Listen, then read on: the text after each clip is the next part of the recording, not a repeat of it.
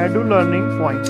Edu learning point में आप सभी बच्चों का स्वागत है। आइए बच्चे, आज हम संत कबीरदास जी की कविता साखी और शब्द पढ़ेंगे। उससे पहले कबीरदास जी का थोड़ा परिचय हम प्राप्त कर लेते हैं। संत कबीरदास जी भक्ति काल के प्रमुख कवियों में से एक हैं। कबीरदास को निर्गुण काव्य धारा का समर्थक माना जाता है। कबीरदास का जन्म 1398 को लम्ही में हुआ था। इनकी मृत्यु 1518 को मगहर नामक स्थान पर हुई। निरक्षर होते हुए भी कबीरदास ने सामाजिक कुरीतियों, भेदभाव, कर्मकांड का विरोध अपनी साखी और दोहों में किया है। कबीरदास जी की प्रमुख रचनाओं में बीजक और कबीर ग्रंथावली है, जिसे उनके शिष्यों ने लिखा है। आइए अब हम इनकी साखियों का विस्तार सहित व्याख्या करते हैं। साखियाँ। मान सरोवर सुभर जल, हंसा के ली कराही, मुक्ता फल मुक्ता चुगे, अब उड़ी अनंत न जाही। मानसरोवर है बच्चे सुभर, अच्छी तरह से भरा हुआ, जल पानी, हंसा के ली कराही, हंस क्रीड़ा कर रही। इसमें कबीरदास जी कहते हैं कि मानसरोवर नामक पवित्र झील पूर्ण रूप से साफ एवं स्वच्छ जल से भरी हुई है और इस झील में हंसों का जोड़ा मगन होकर क्रीड़ा कर रहा है या खेल रहा है। वह इसी झील से मुक्ति रूपी मोती चुग रहा है। इन्हें यहाँ संपूर्ण आनंद प्राप्त हो रहा है। वे यहाँ से उड़कर कहीं और दूसरी जगह नहीं जाना चाहते। अर्थात मानसरोवर रूपी हृदय में भगवान की भक्ति रूपी जल भरा हुआ है और हंस रूपी हमारी जो आत्माएं हैं, इस संसार की मोह माया से मुक्त होकर संपूर्ण आनंद के साथ ईश्वर की भक्ति में लीन है। आइए बच्चे, अब अगली साखी देखते हैं। प्रेमी ढूंढत मैं फिरो, प्रेमी मिले न कोई, प्रेमी को प्रेमी मिले, सब विष अमृत होई। कबीरदास जी कहते हैं, मैं सच्चे ईश्वर भगत को ढूंढने के लिए जगह जगह घूमा हूँ, लेकिन मुझे कोई भी ऐसा व्यक्ति नहीं मिला है जो निस्वार्थ भाव से प्रभु की भक्ति में लीन हो। यदि प्रभु के एक सच्चे भगत को दूसरा सच्चा भगत मिल जाता है तो उसकी सारी पीड़ाएं दूर हो जाती हैं और उसे प्रभु भक्ति साकार एवं संपूर्ण हो जाती है। आइए बच्चे, अब हम इसके अगली साखी की तरफ बढ़ते हैं। हस्ती चढ़िए ज्ञान को, सहज दुलीचा डारी, स्वान रूप संसार है, भूकन दे झक मारी। हस्ती होता है बच्चे हाथी।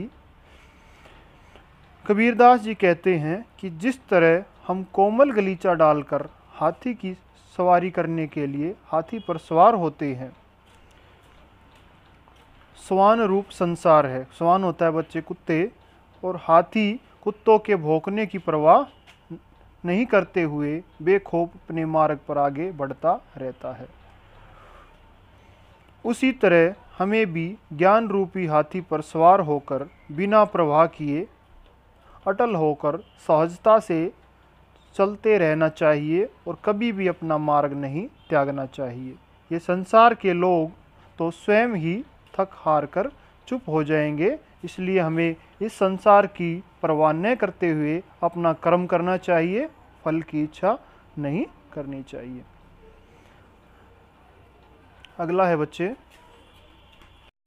पखा पखी के कारणे सब जग रहा भुलान, निरपक होई के हरि भजे, सोई संत सुजान। पखा पखी होता है बच्चे पक्ष और विपक्ष, और निरपक होता है निष्पक्ष। कबीरदास जी कहते हैं, जगत में पक्ष विपक्ष के भ्रम में पड़कर मनुष्य ने ईश्वर को भुला दिया है।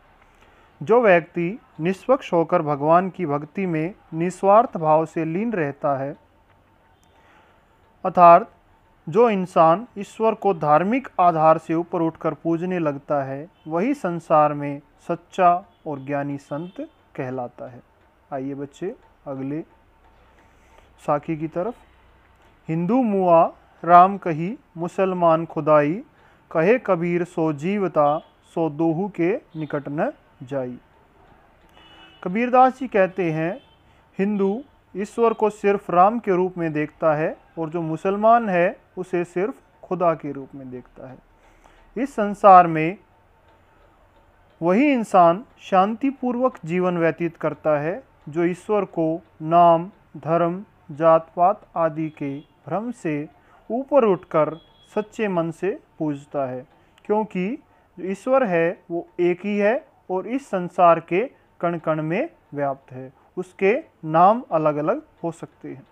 इंसान ने धर्म, जात पात आदि के भ्रम में पढ़कर ही ईश्वर को अनेक नाम दे रखे। चलिए बच्चे, काबा फिरी काशी भया, राम ही भया रहीम, मोट चून मैदा भया, बैठी कबीरा जीम। इसमें कबीरदास जी कहते हैं काबा फिरी काशी भया, मैं काबा भी गया हूँ और काशी भी गया हूँ। भगवान वहाँ पर एक ही है, लेकिन उसके जो नाम है वो अलग अलग हो गए हैं। काशी में उसका नाम राम है और काबा में उसे रहीम का नाम दिया गया। कबीरदास जी कहते हैं इंसान धर्म के चक्र में पड़कर ईश्वर को काशी और काबा जैसे स्थलों पर ढूंढता है और यह मानता है कि हर धर्म में ईश्वर अलग है, लेकिन उसे यह समझ नहीं आता जिस तरह मोटे आटे से ही मैदा बनता है और मोटे आटे और मैदा का मूल एक ही है, उसी तरह ईश्वर और मानव द्वारा दिए गए उसके नामों और उसकी छवि का मूल भी एक ही है। इसलिए हमें बिना किसी धार्मिक भ्रम के सच्चे मन से ईश्वर की आराधना करनी चाहिए, ईश्वर को पूजना चाहिए। उसके नामों में अंतर न करते हुए हमें अपने कर्म पर ध्यान देना चाहिए। आइए बच्चे, ऊंचे कुल का जन्मिया, जे करनी ऊंच न होई, सबरन कलश सुरा भरा, साधु निंदत होई। कबीरदास जी कहते हैं कि भले ही इंसान का जन्म एक ऊंचे कुल में हुआ हो, लेकिन अगर उसके कार्य ऊंचे और नेक नहीं है तो उसका ऊंचे कुल में पैदा होने का कोई फायदा नहीं है, कोई अर्थ नहीं है। क्योंकि जिस तरह कलश भले ही सोने का क्यों न हो, लेकिन अगर वह मदिरा या शराब से भरा हुआ है तो साधु संतों के लिए उसके कोई मायने नहीं होते और साधु संतों और भले इंसानों द्वारा उसकी हमेशा निंदा ही की जाती है।